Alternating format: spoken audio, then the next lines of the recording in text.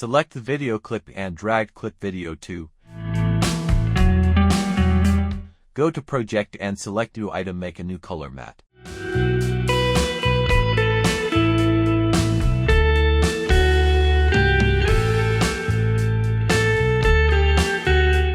Now drag color matte timeline 1.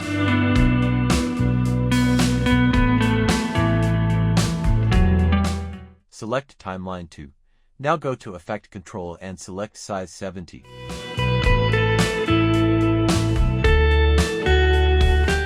Go to Effect and search Roughen Edge.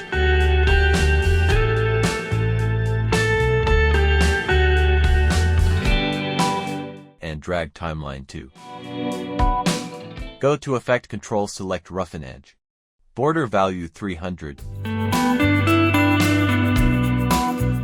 Edge sharpness 10. Fractal influence 00.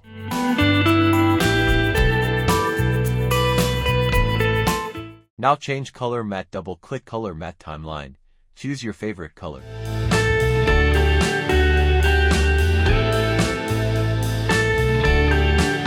Now final result. For more interesting video, subscribe my AniMotion channel. Thanks for